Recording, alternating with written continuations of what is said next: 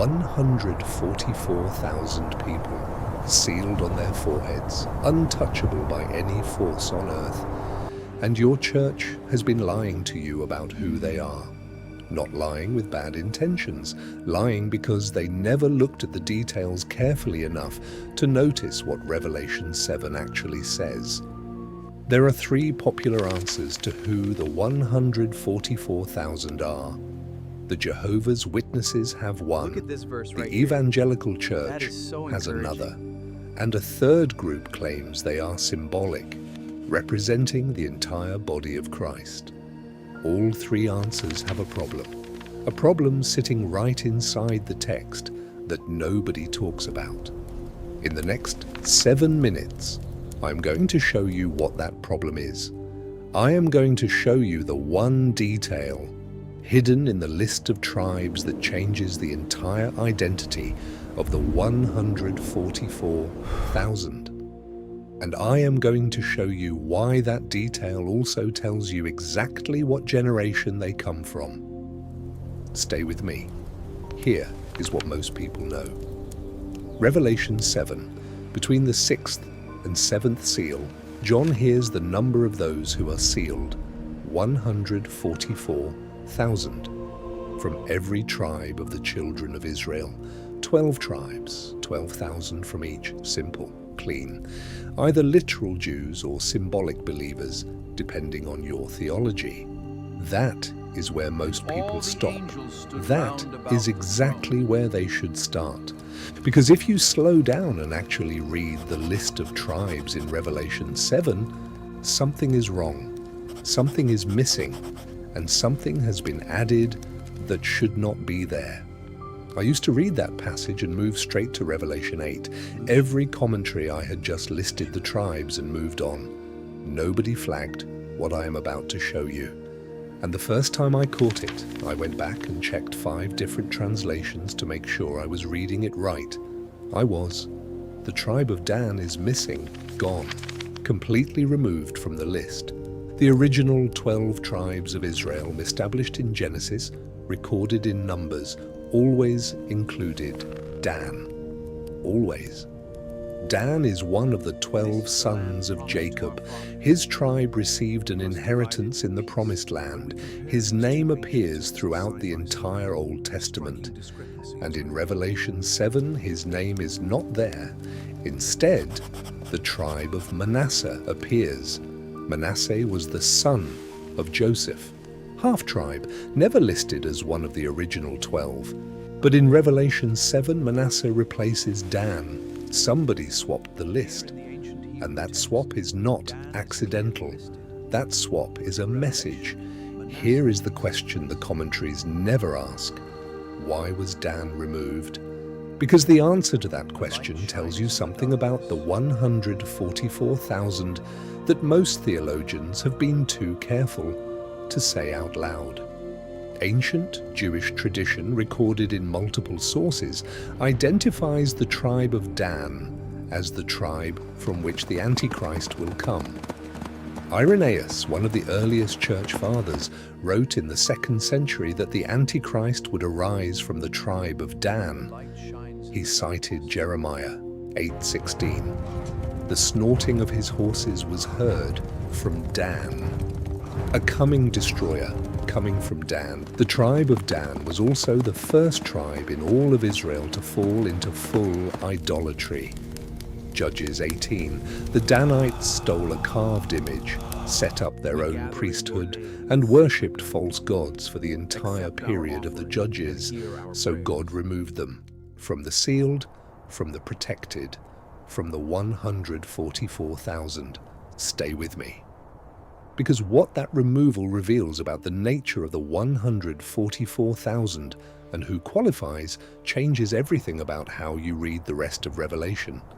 Now look at what Revelation 14 adds about the 144,000 that Revelation 7 leaves out. Because by chapter 14, John actually sees them, not just hears their number.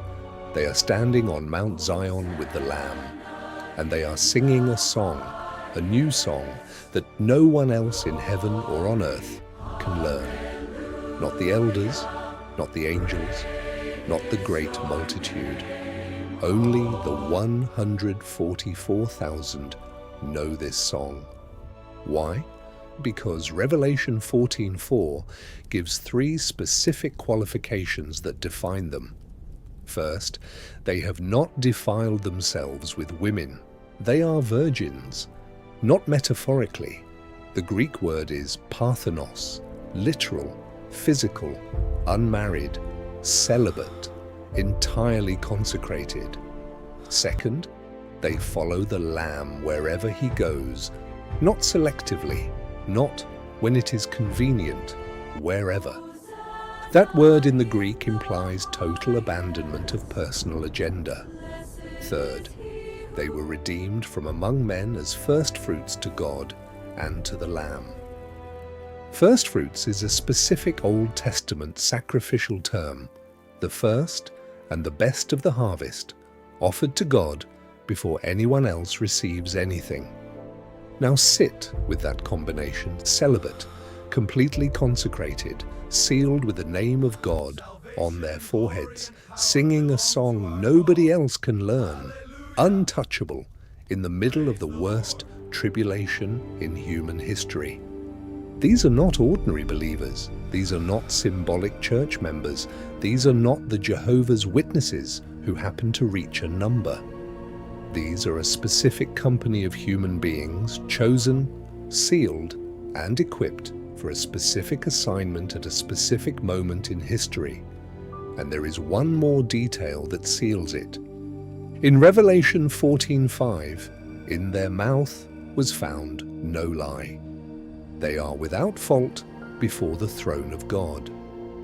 The Dead Sea Scrolls community, the same group that preserved the Book of Enoch, had a specific term for their inner circle, the men of perfect holiness, celibate, consecrated, set apart.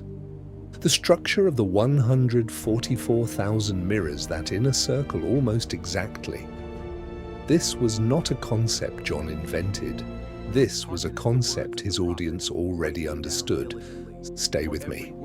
Because the question this raises is the question nobody in your church has ever answered. If the 144,000 are this specific and this extraordinary, are they being formed right now? And if so, how would you know one? Here is what the text demands we conclude. The 144,000 are literal. They are Jewish, specifically from 11 of the original 12 tribes, with Manasseh replacing Dan. They are male, they are celibate, they are completely consecrated to God. They are sealed before the tribulation begins, before the 4 winds are released, which means their formation is happening in a period that looks like relative peace, a period that looks like right now. Growing up in Nigeria, I learned early that the most powerful people in any spiritual tradition are not the ones who are loudest. They are the ones who have given up everything, the ones nobody sees coming. The 144,000 fit that description exactly. They emerge in Revelation 7 without announcement, without introduction. They are already formed, already sealed, already ready. And here is the detail that no one preaches. Revelation 7 says the angel commanded, "Do not harm the earth, the sea, or the trees until we have sealed the servants of God on their foreheads." The entire judgment sequence of Revelation pauses for the sealing of the 144,000. God holds back the end of the world to make sure these specific people are protected first. That is not a supporting character moment. That is the most important logistical event in the entire book of Revelation. Everything stops, everything waits for them. The question that I cannot fully answer, and I want to be honest about this, is whether the sealing has already begun. Whether somewhere on this earth, right now, there are people being set apart, consecrated, sealed, formed, who do not yet know their assignment.